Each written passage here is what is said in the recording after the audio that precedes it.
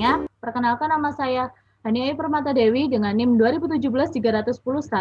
Di sini saya akan mempresentasikan tentang Sistem Development Life Cycle. Siklus hidup manajemen dapat memberikan pedoman kepada manajer proyek tentang proses yang harus diikuti untuk memastikan keberhasilan proyek secara keseluruhan.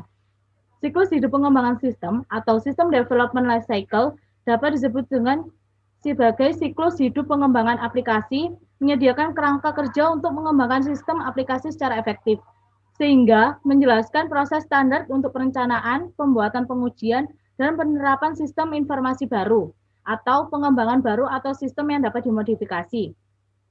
Dalam sistem development life cycle itu terdapat 7, yaitu yang pertama perencanaan, yang kedua analisis persyaratan sistem, yang ketiga desain sistem, yang keempat pengembangan, yang kelima pengujian, yang keenam implementasi, dan yang ketujuh operasi dan pemeliharaan.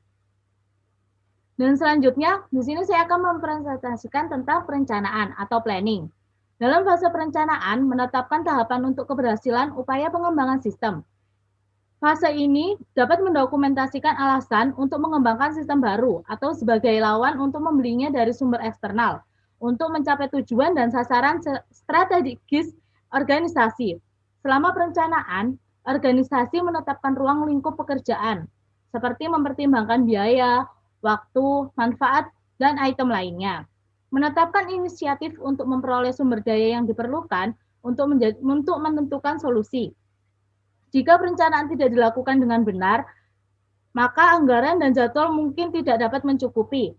Masalah bisnis atau kebutuhan untuk ditangani oleh sistem baru mungkin tidak didefinisikan secara memadai. Produk akhir mungkin tidak menyelesaikan masalah atau kebutuhan, dan orang yang tepat mungkin tidak terlibat. Berikut beberapa risiko yang dihadapi oleh auditor TI dan personel organisasi selama fase ini.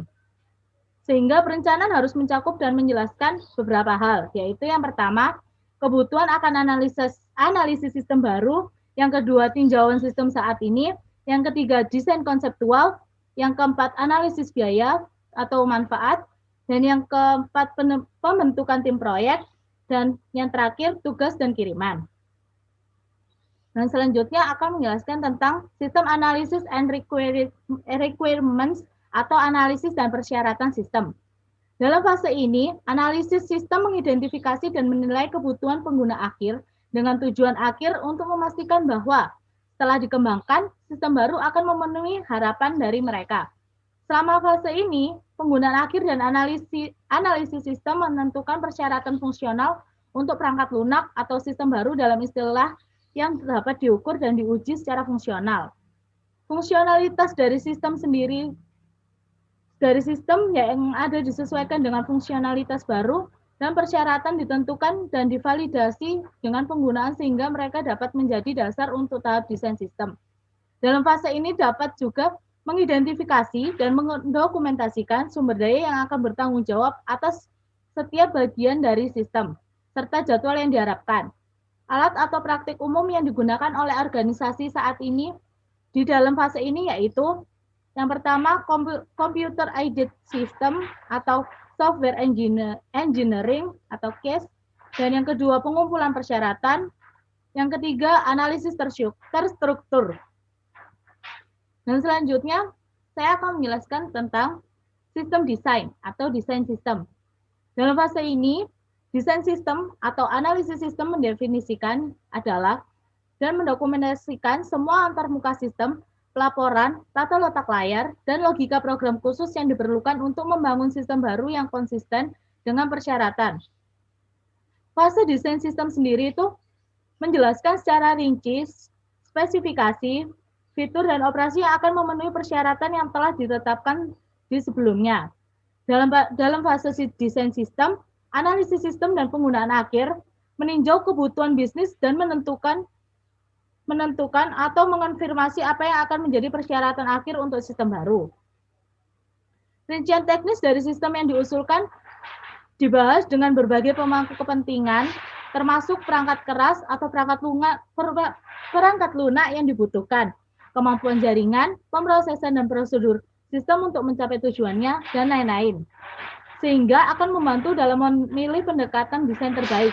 Pada tahap desain sistem, pengendalian harus ditetapkan untuk titik masukan dan pemrosesan. Tata letak layar, kontrol, dan laporan harus ditinjau dan disetujui oleh pengguna akhir sebelum melanjutkan ke tahap berikutnya. Pemrograman akan menggunakan spesifikasi dan keluaran rinci dari tahap desain untuk melanjutkan ke tahap pengembangan atau konstruksi. Dan selanjutnya akan saya kembalikan dan akan dilanjutkan oleh rekan saya. Terima kasih. Baik, terima kasih atas kesempatannya. Perkenalkan, nama saya Maria Clarissa dengan NIM 369. Di sini saya akan melanjutkan presentasi dari teman saya, yaitu development atau pengembangan. Dalam fase pengembangan, programmer membangun sistem baru berdasarkan analisis, persyaratan, dan desain yang telah disepakati sebelumnya. Tahap konstruksi atau pengkodean bersifat final setelah pemrogram memvalidasi kode sistem baru melalui pengujian unit individu. Kode diuji untuk sintaks dan aliran logika. Semua jalur logika dijalankan untuk memastikan rutinitas kesalahan berfungsi dan program menghentikan pemrosesan secara normal. Ketika sistem baru dikembangkan, kontrol akses keamanan yang sesuai perlu dikembangkan juga untuk melindungi informasi dari pengungkapan atau modifikasi yang tidak disetujui, dan kerusakan atau kehilangan. Organisasi juga harus mengingat bahwa upaya pengembangan menghasilkan kode, dan disinilah keamanan dan kontrol sistem dimulai. Pada bulan Maret 2011, tim kesiapan darurat komputer Amerika Serikat mengeluarkan 10 praktik pengkodean aman teratas. Next. Oke, baik. Selanjutnya mengenai praktik-praktik pengkodean harus dipatuhi saat seorang memulai merancang, mengembangkan, menguji, menerapkan, dan memelihara sistem. Berikut 10 praktek pengkodean aman teratas. Yang pertama yaitu validate input atau validasi masukan. Validasi masukan dari semua sumber data yang tidak terpercaya.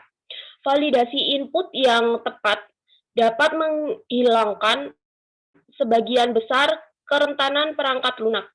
Yang kedua ada compiler warnings atau perhatikan peringatan kompilasi kode menggunakan tingkat peringkat tertinggi yang tersedia untuk kompiler Anda dan hilangkan peringkat dengan memodifikasi kode. Lalu yang selanjutnya adalah arsitek dan desain for security policy atau arsitek dan desain untuk kebijakan keamanan. Buat arsitektur perangkat lunak dan rancang perangkat lunak Anda untuk menegakkan kebijakan keamanan. Lalu selanjutnya ada yang keempat ada keep the design as simple and small as possible, yaitu jaga agar desain sesederhana dan sekecil mungkin. Desain yang kompleks meningkatkan kemungkinan terjadinya kesalahan dalam implementasi, konfigurasi, dan penggunaannya. Lalu yang kelima yaitu default deny atau default ditolak. Keputusan akses dasar berdasarkan izin daripada pengecualian, artinya secara default akses ditolak dan skema perlindungan mengidentifikasi kondisi di mana akses tersebut diizinkan. Lalu selanjutnya ada adhere to the principle of least privilege atau patuhi prinsip hak istimewa paling rendah, yaitu setiap proses harus dijalankan dengan hak istimewa paling sedikit yang diperlukan untuk menyelesaikan pekerjaan. Pendekatan ini mengurangi peluang penyerang harus mengeksekusi kode arbitrer dengan hak istimewa yang lebih tinggi. Yaitu yang selanjutnya yaitu yang ketujuh yaitu sanitize data send to other system atau sanitasi data yang dikirim ke sistem lain. Sanitasi semua data yang diteruskan ke subsistem kompleks seperti sel pemerintah, database relasional, dan komponen komersial yang tersedia. Lalu selanjutnya adalah practice defense in depth atau berlatih bertahan secara mendalam. Kelola risiko dengan beberapa strategi bertahan, sehingga jika satu lapisan pertahanan ternyata tidak memadai, lapisan pertahanan lain dapat mencegah kelemahan keamanan menjadi kerentanan yang dapat dieksploitasi dan atau membatasi konsekuensi eksploitasi yang berhasil. Lalu selanjutnya ada use effective quality assurance teknik, yaitu gunakan teknik jaminan kualitas yang efektif. Teknik penjaminan kualitas yang baik bisa efektif dalam mengidentifikasi dan menghilangkan kerentanan. Pengujian FUS, pengujian penetrasi, dan audit kode sumber semuanya harus dimasukkan sebagai bagian dari program jaminan kualitas yang efektif. Lalu selanjutnya ada adopt a secure coding standard, yaitu mengadopsi standar pengodean yang aman. Kembangkan dan atau terapkan standar pengkodean yang aman untuk bahasa dan platform pengembangan target Anda. Next. Lalu selanjutnya ada pengujian, yaitu atau testing. Testing merupakan bagian terpenting dari pengembangan dan implementasi sistem. Namun, ini juga yang pertama berubah pendek saat tanggal go live ditantang. Tujuan utama dari pengujian sistem adalah untuk memvalidasi bahwa sistem berfungsi seperti yang diharapkan dan mengidentifikasi kesalahan, kekurangan, kegagalan, atau kesalahan pada tahap awal, karena jika ditentukan kemudian akan mahal untuk diperbaiki. Strategi pengujian keseluruhan harus dikembangkan untuk menentukan peristiwa, pengujian individu, peran, dan tanggung jawab. Lingkungan pengujian, pelaporan masalah dan pelacakan, dan hasil pengujian. Proses pengujian harus didasarkan pada metodologi pengujian yang ditetapkan oleh organisasi. Proses pengujian yang efektif memungkinkan adanya dokumentasi yang akan mencegah upaya pengujian duplikat. Data pengujian harus mencakup data yang mewakili skenario bisnis yang relevan, yang dapat berupa data pengujian nyata atau yang dihasilkan. Setiap acara pengujian harus memiliki rencana yang menentukan sumber daya lingkup pengujian, yaitu orang dan lingkungan, dan tujuan pengujian dengan hasil yang dilaporkan. Mereka harus menyediakan dokumentasi khusus uji dan laporan hasil tes. Baik, sekian dari saya, akan dilanjutkan oleh teman saya. Terima kasih. Baik, perkenalkan nama saya Roman Bungsu Buyung Reformir dengan NIM 2017-310-752. Di sini saya akan melanjutkan presentasi dari rekan saya. Di sini saya akan membahas tentang implementation atau implementasi. Implementasi tersendiri terdiri dari 6 bagian, yakni implementation plan, data conversation and clean up processes, IT disaster plan, system documentation, training and support. Yang pertama terdapat implementation plan. Sebuah rencana implementasi harus didokumentasikan untuk memandu tim implementasi dan pengguna dalam proses implementasi. Nah, di sini terdapat beberapa dokumen yang harus mencakup. Yang pertama itu ada jadwal pelaksanaan, sumber daya yang dibutuhkan, peran dan tanggung jawab tim pelaksana, saran komunikasi antara tim dan pelaksana pengguna, proses pengambilan keputusan, manajemen masalah prosedur, dan rencana pelatihan untuk tim pelaksana dan pengguna akhir. Lalu berikutnya terdapat data conversion and clean up process atau proses konversi dan pembersihan data. Konversi adalah proses di mana informasi berupa catatan, file, dan data dimasukkan secara manual atau ditransfer secara terprogram dari sistem lama ke sistem yang baru untuk kelengkapan dan tujuan akuras. Terdapat beberapa metode konversi. Yang pertama ada direct conversion, yaitu merupakan metode konversi yang melibatkan mematikan sistem saat ini sepenuhnya dan beralih ke sistem yang baru. Kemudian terdapat pilot conversion, di mana sekelompok kecil pengguna dan peserta dibentuk untuk berinteraksi dengan sistem baru, sedangkan sisanya terus menggunakan sistem yang lama ataupun yang saat ini. Lalu berikutnya terdapat phase conversion, merupakan metode yang secara bertahap memperkenalkan sistem baru hingga sistem lama sepenuhnya diganti oleh sistem baru. Lalu terdapat parallel conversion. Dalam metode ini, sistem baru dan sistem lama melakukan semua pemrosesan yang dilakukan bersama-sama dalam beberapa periode dan hasilnya dibandingkan untuk akurasi dan kelengkapan. Nah, dalam mengkonversi data ini terdapat beberapa tes yang harus dilakukan. Yang pertama, membandingkan catatan dan file asli dan yang akan dikonversi. Yang kedua, memeriksa kompatibilitas data yang dikonversi dengan sistem yang baru. Dan yang ketiga, memastikan keakuratan data dan kelengkapan transaksi yang mempengaruhi data yang dikonversi. Lalu selanjutnya terdapat IT Disaster Plan. IT Disaster Plan harus ditinjau untuk memastikan bahwa organisasi memasukkan prosedur dan sumber daya yang diperlukan untuk memulihkan sistem aplikasi baru. Prosedur pemulihan yang terkait dengan sistem baru harus diuji segera setelah dimasukkan ke dalam produksi. Prosedur pemulihan tersebut juga harus didokumentasikan. Lalu selanjutnya terdapat sistem dokumentasi. Dokumentasi sistem memastikan pemeliharaan serta pembaharuan sistem dan komponennya serta meminimalkan kemungkinan kesalahan. Nah, dokumentasi harus didasarkan pada standar yang ditetapkan yang terdiri dari pertama, terdapat deskripsi prosedur, kedua, instruksi kepada personel, ketiga, diagram alir, keempat, diagram aliran data, kelima, tata letak tampilan atau laporan, yang keenam, materi lain yang menjelaskan sistem. Lalu selanjutnya terdapat training atau pelatihan.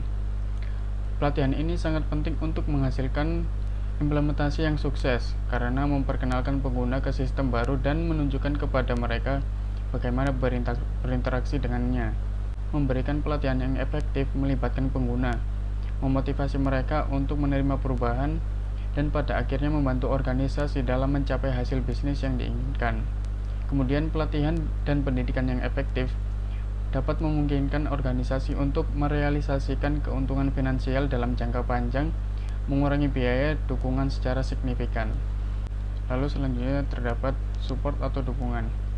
Dukungan yang efektif melibatkan strategi untuk bekerja sama dengan pengguna untuk memastikan masalah diselesaikan dengan segera, yang pada akhirnya meningkatkan produktivitas dan pengalaman pengguna.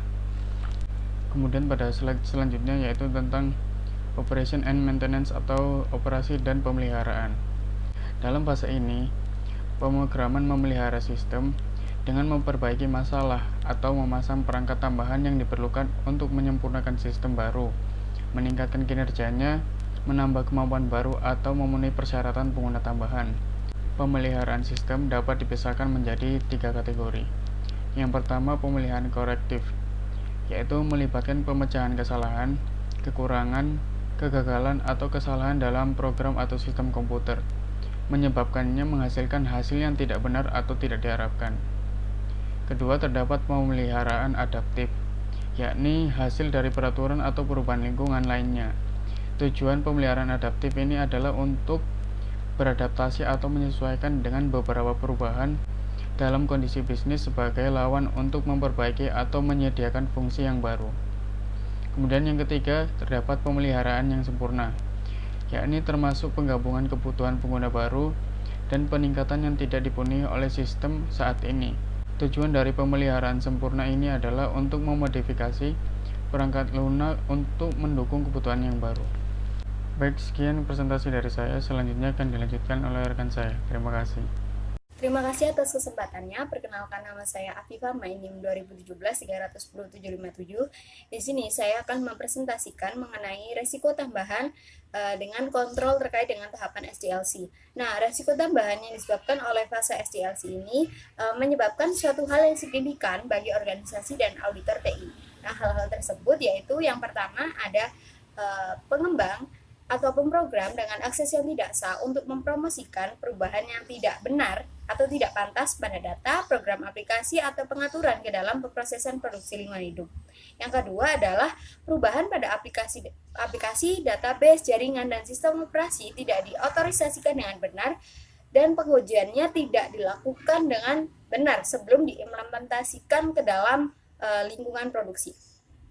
Yang ketiga adalah mengubah prosedur manajemen yang terkait dengan aplikasi, database, jaringan, dan pengoperasian sistem yang tidak memadai, tidak efektif, atau tidak konsisten, sehingga mempengaruhi stabilitas atau cara kerja data di mana diproses dalam lingkungan produksi.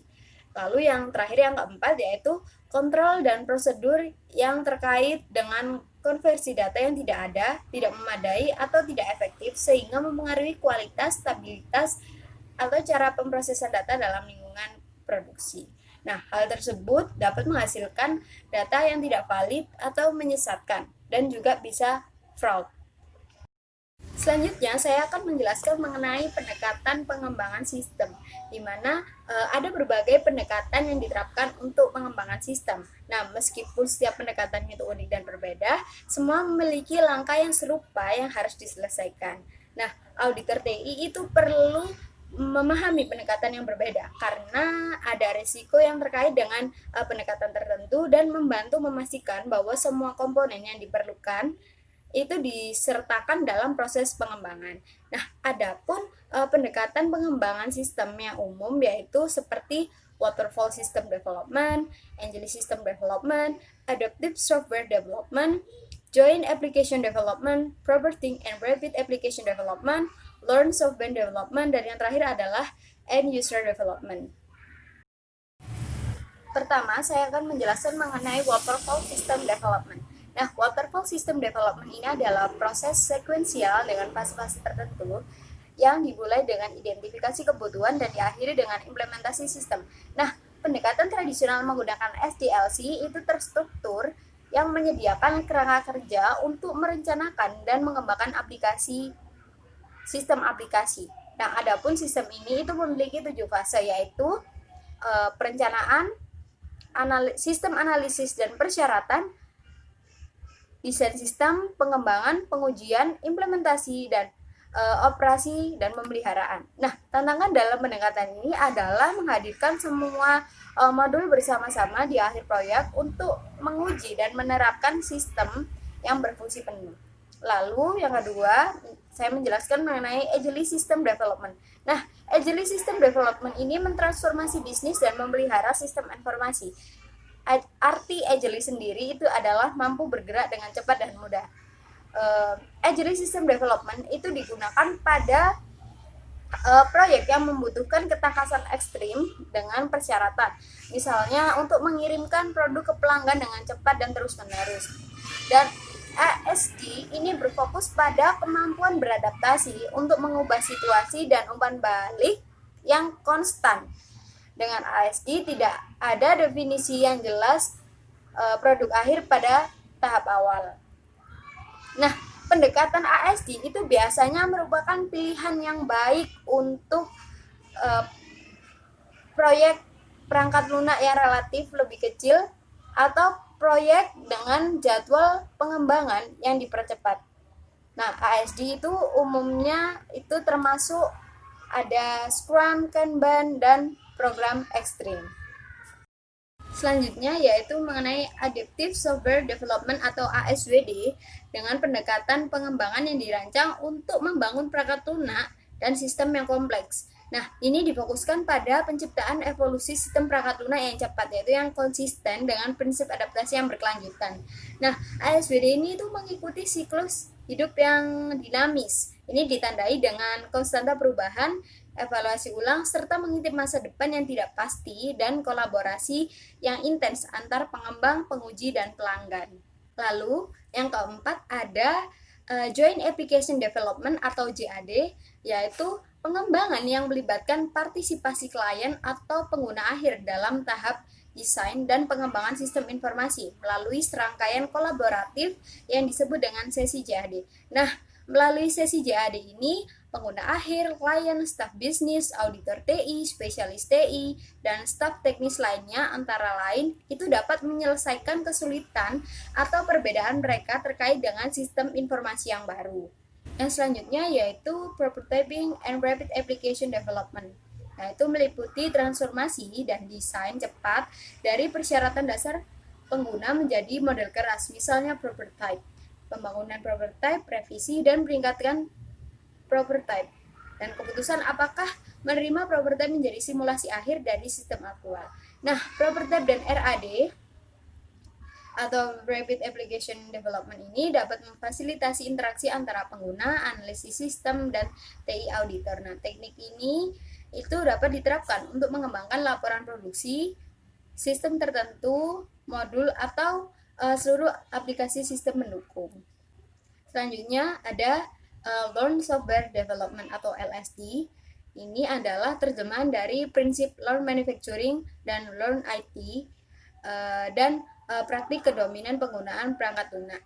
Nah, LSD sendiri ini adalah jenis pendekatan Angeli yang dapat diringkas menjadi 7 prinsip utama, dan itu sangat mirip dengan prinsip Learn Manufacturing, yaitu yang pertama ada hilangkan pemborosan, kedua ada bangun kualitas, lalu yang ketiga ada menciptakan pengetahuan, yang keempat adalah menunda komitmen, yang kelima memberikan secepat mungkin, yang keenam adalah memberdayakan tim dan menghormati orang, yang ketujuh adalah optimalkan keseluruhan.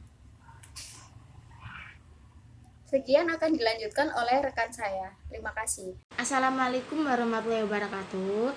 Terima kasih atas kesempatannya. Perkenalkan, nama saya Andara dengan NIM 2017-310-78. Di sini saya akan melanjutkan presentasi dari rekan saya mengenai keterlibatan auditor TI dalam pengembangan sistem dan implementasi. Auditor TI harus bisa membantu sebuah organisasi dalam meninjau proyek pengembangan dan implementasi dari sistem STNI. Mereka harus bisa memastikan bahwa sistem tersebut itu baru dan sesuai dengan standar yang diinginkan perusahaan. Perlu adanya nilai risiko dalam proyek sistem STNI guna untuk menentukan tingkat keterlibatan audit, di mana penilaian tersebut itu bervariasi. Seorang auditor bisa saja terlibat hanya dalam bidang utama. Namun, bagaimanapun seorang auditor harus bisa memahami proses dan kontrol aplikasi untuk menambah nilai dan memastikan kontrol tersebut. Kemudian, auditor TI perlu mengembangkan keterampilan dan harus bisa bekerja sama dengan tim STNI untuk memastikan bahwa kontrol tersebut itu berfungsi dengan apa yang diinginkan, di mana auditor harus membantu organisasi tersebut dengan cara yang pertama, meninjau lingkungan STNI, yang kedua, mengevaluasi standar untuk STNI, yang ketiga, mengevaluasi tahapan dalam proses STNI, yang keempat, meninjau sistem untuk masukan, pemrosesan, atau pengeluaran, dan yang terakhir, memverifikasi bahwa sistem baru memberikan jejak yang memadai. Kemudian, dalam memahami kontrol aplikasi tersebut, memungkinkan seorang auditor untuk mengevaluasi dan merekomendasikan kontrol untuk memastikan pemrosesan transaksi yang lengkap dan aturan, di mana auditor bisa merangkap menjadi dua peran yang berbeda dalam proyek STNI. Yang pertama, auditor sebagai konsultan kontrol, dan yang kedua, auditor sebagai peninjau independen, di mana tanggung jawab utama seorang auditor dalam proyek STNI ini ada 9. Oke, yang pertama, tinjau persyaratan penggunaan, yang kedua, tinjau kontrol manual dan aplikasi, yang ketiga, periksa semua spesifikasi teknis untuk kesesuaian dengan standar organisasi tersebut, yang keempat, lakukan walkthrough design di akhir setiap fase pengembangan, yang kelima, menyerahkan rekomendasi tertulis untuk persetujuan setiap walkthrough, yang keenam, pastikan bahwa implementasi tersebut tuh terrekomendasi sebelum memulai fase berikutnya. Yang ketujuh, tinjau rencana pengujian. Kedelapan, mempresentasikan temuan kepada manajemen. Dan yang kesembilan terakhir, menjaga independensi agar tetap objektif. Oke, next. Baik, selanjutnya ada risk management. Nah, auditor TI ini kemungkinan besar tidak memiliki waktu yang banyak atau waktu yang cukup dalam keterlibatan di sistem SDNI, di mana keterlibatan tersebut itu berupa penilaian proses dan juga resiko aplikasi. Nah, resiko aplikasi ini bisa terkait dengan kompleksitas dan besaran aplikasi, staf yang kurang berpengalaman, dan kurangnya komitmen dari manajemen, di mana tingkat risiko itu dapat berupa fungsi dan kebutuhan akan informasi yang tepat, kompleksitas dari aplikasi tersebut, dan lamanya dari aplikasi tersebut akan digunakan. Kemudian, penilaian risiko juga menentukan aspek dari sistem atau aplikasi tertentu yang dicakup oleh audit. Oke, next. Baik, selanjutnya ada audit plan, di mana audit plan ini mencakup seperti audit SDNI dimulai dengan analisis awal lingkungan pengendalian dengan meninjau standar, kebijakan, dan prosedur yang ada. Selama audit, standar kebijakan dan prosedur ini harus dinilai dengan kelengkapan dan keefisienan operasionalnya. Kemudian analisis pendahuluan ini harus mengidentifikasi strategi organisasi dan tanggung jawab untuk mengelola dan mengendalikan aplikasi. Rencana selanjutnya adalah mendokumentasikan prosedur yang diperlukan untuk meninjau proses SDNI untuk dapat memastikan bahwa sistem tersebut dirancang dengan konsisten dan memiliki persyaratan dalam penggunaannya, bahwa manajemen menyetujui desain tersebut. Kemudian, audit SDNI menilai kecakupan lingkungan pengendalian untuk mengembangkan sistem yang efektif guna memberikan jaminan yang wajar bahwa tugasnya telah dilakukan. Yang pertama, memenuhi standar kebijakan dan prosedur.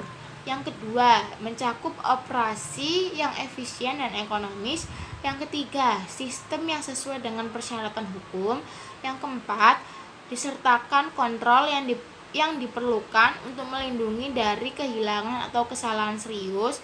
Yang kelima, menyediakan kontrol dan jejak audit yang diperlukan untuk manajemen auditor dan untuk tujuan tinjauan dari operasional. Dan yang keenam, mendokumentasikan pemahaman tentang sistem. Baik, terima kasih. Selanjutnya akan dijelaskan oleh rekan saya. Terima kasih atas kesempatannya. Nama saya Mala Syafira dengan NIM 837. Saya di sini akan melanjutkan dari presentasi rekan saya. Saya akan menjelaskan tentang tugas auditor yang implementasi. Jadi, implementasi sistem ini sendiri adalah poin review audit TI utama karena implementasi sering terjadi kontrol kritis dapat ditimpa atau dinonaktifkan untuk menghidupkan sistem dan memenuhi kebutuhan operasional. Auditor TI harus meninjau materi implementasi terkait dengan strategi, komunikasi, pelatihan, dokumentasi, dan prosedur konversi antara orang lain. Nah, kesiapan produksi juga harus ditinjau, yang mungkin termasuk mengevaluasi kesiapan sistem dan kaitannya dengan hasil pengujian, kesiapan pemrograman, pendudukan produksi, pengoperasian komputer, dan pengguna dalam hal pelatihan, serta kesiapan helpdesk dengan staf terlatih dan proses penelusuran masalah. Dan yang terakhir yaitu tugas auditor, operasi, dan pemeliharaan. Nah, dalam fase ini, auditor TI mengevaluasi proses dan prosedur pasca implementasi. Misalnya, modifikasi kode dan prosedur pengujian harus dinilai untuk menentukan apakah standar kebijakan dan atau prosedur organisasi sedang diikuti. Nah, auditor TI juga melakukan prosedur untuk memastikan sistem terpelihara dengan baik. Artinya, pemrograman memperbaiki masalah atau membuat peningkatan yang diperlakukan secara tepat waktu dan memadai. Ada metrik umum lainnya yang harus ditinjau oleh TI auditor untuk mengevaluasi efektivitas dan efisiensi proses pemeliharaan.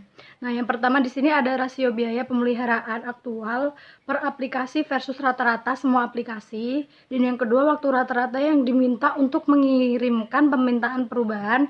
Yang ketiga, jumlah permintaan perubahan untuk aplikasi yang terkait dengan bug, kesalahan kritis, dan spesifikasi fungsional baru. Yang keempat, jumlah masalah produksi per aplikasi dan per perubahan perawatan masing-masing. Yang kelima, jumlah divergensi dari prosedur standar seperti aplikasi yang tidak berdokumen, desain yang tidak disetujui, dan pengujian pengurangan. Jumlah modul yang dikembalikan ke pengembangan karena kesalahan yang ditemukan dalam penerimaan pengujian. Yang terakhir, waktu berlalu untuk menganalisis dan memperbaiki masalah. Next. Di sini saya akan melanjutkan dari presentasi saya, yaitu komunikasi. Nah, area pertama yang dikomunikasikan adalah lingkup keterlibatan auditor TI dalam proyek SD dan E. Ini sangat penting untuk memastikan bahwa ekspektasi manajemen dan tim pengembangan TI peran auditor dipahami dan dikomunikasikan kepada semua peserta. Jika hubungan yang baik antara kelompok ini tidak ada, informasi mungkin dirahasiakan dari auditor TI.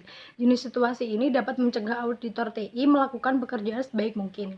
Selain itu, auditor TI harus mengembangkan hubungan kerja yang baik dengan analis dan pemrograman. Meskipun auditor TI harus membina hubungan kerja yang baik dengan semua kelompok tanggung jawab desain, auditor TI harus tetap independen. Sepanjang proyek SD dan I, auditor TI akan membuat rekomendasi pengendalian yang dihasilkan dari pertemuan yang diidentifikasi. Dalam kedua kasus, auditor TI harus selalu mempertimbangkan nilai rekomendasi pengendalian versus biaya pelaksanaan pengendalian. Terima kasih.